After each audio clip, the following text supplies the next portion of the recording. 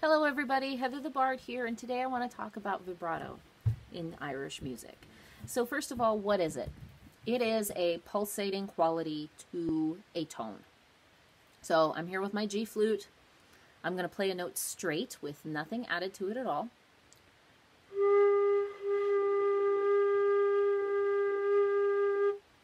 And now with vibrato.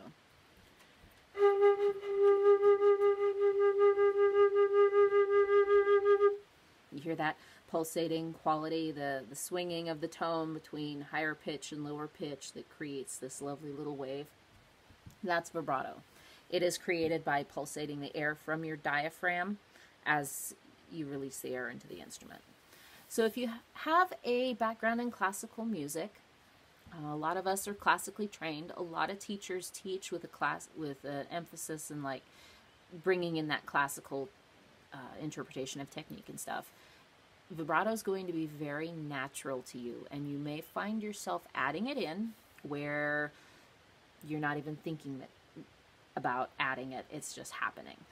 And that's where I was when I first started getting into Irish music. I'd had a classical background. Vibrato was natural. I didn't even think about it. It just crept in everywhere.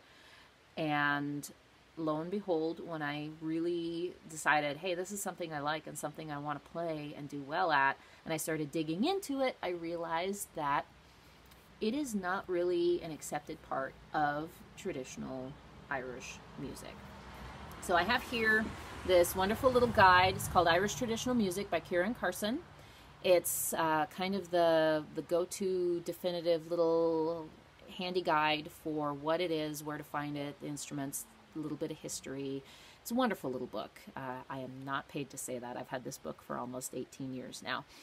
And it's wonderful. It's wonderful. But on page 19, and he's talking about the difference between fiddle playing and violin playing, which is a great example because unlike the tin whistle, the uilleann pipes, the flute, the bodhrán, the fiddle kind of came in later to Irish music, and it already had this huge history of classical technique associated with it. And he's talking about this, and he's saying, the production of vibrato is difficult in such a position, which is just as well, since vibrato is inappropriate to traditional music.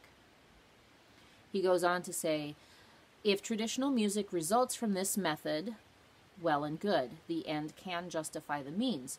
However, vibrato has been making some incursions into traditional music, notably in slow air playing. Perhaps this is a question of mere technique. Perhaps it is a question of the all too prevalent attitude that such technique has social and aesthetic imprimatur denied to the traditional musician. And that's on page 19 of this book. And what he's saying is, you know, a lot of us, if we come into it late, could just be our technique creeping in, the technique that we learned before we got into Irish music.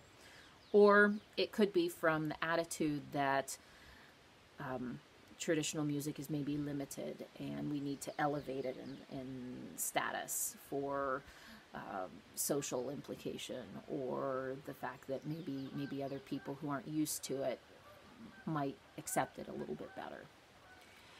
And my personal thoughts on the matter are that you need to be judicious about how you use it. It can overpower a lot of these slow airs. You do not want to overpower the natural expressiveness and emotionality of the music because it's already got that in it. We don't need to do anything extra to heighten the effect. This is not a Tchaikovsky concerto. This is not Beethoven. This is Irish music. It already speaks from here, and our job as musicians is to just enhance that. Now, how you go about that, that's kind of where personal interpretation comes in. My personal rule of thumb is I do not want to overpower the tune itself. If I find myself using vibrato on every single note, it's time to cut back because the listener is going to hear nothing but the vibrato and they're going to miss the tune. However, it can also be used as a nice way to emphasize the importance of certain notes, like at the end of a phrase, or key notes in the middle of a phrase if they're longer. So it's, you got to be, my personal feelings on it are you need to be judicious.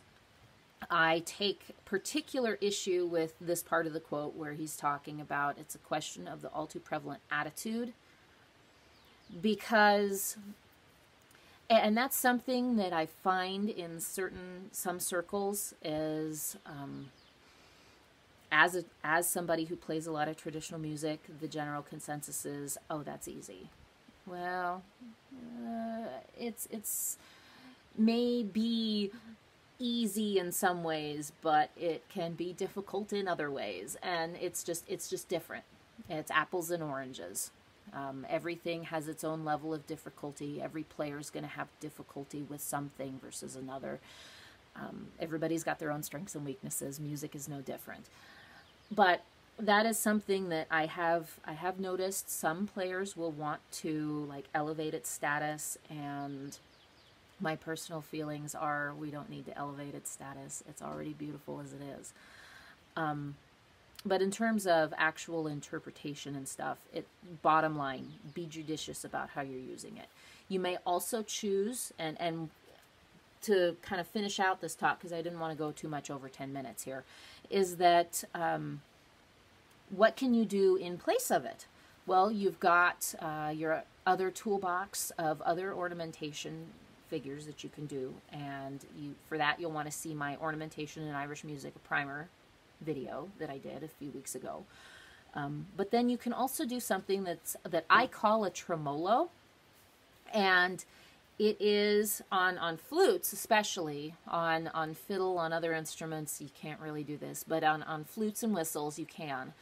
And that's where, say you're playing a G, and rather than add vibrato to it with this really wide swing of air, you pick one of these notes, preferably this one right here, and you just lift and drop your finger over it really fast, and it gives inflection to the tone without the intensity of a true diaphragm-based vibrato. And what that'll sound like is, so here is a diaphragm-based vibrato.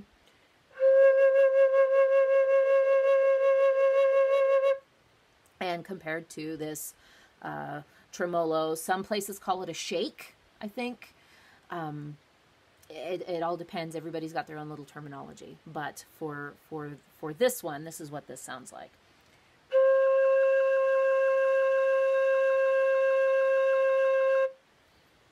It gives inflection to the tone so that it's not just straight as board, but it avoids the really intense vibrato.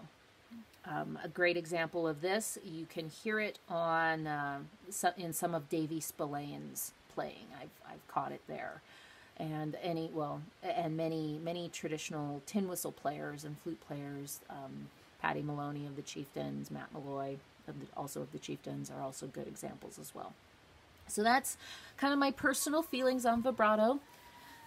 You can use it, but be careful with it. Be judicious about it, and above all, kind of listen. Listen to players who've been playing for 20, 30, 40 years. Listen to players who have just been starting but have been making good strides. Listen to everybody and kind of try to find that spirit of the Irish music and honor that. And the thing is it's an oral tradition. The best way to learn is by listening. So I'm Heather the Bard. Those are my personal thoughts on vibrato and Irish music. If you have any questions, drop them in the comments. If you enjoyed this video or enjoy the fact that I'm teaching online through YouTube and want to help keep these lessons free, please consider supporting this project via my Patreon page. It's patreon.com/HeatherTheBard. Every little bit helps. Music lessons are expensive. It takes time away from my day and my family to record these for you, and I would love to keep doing it. And every little bit helps. Many hands makes light work. Again, thank you so much. I'm Heather the Bard. Catch me online, say hi, and happy playing.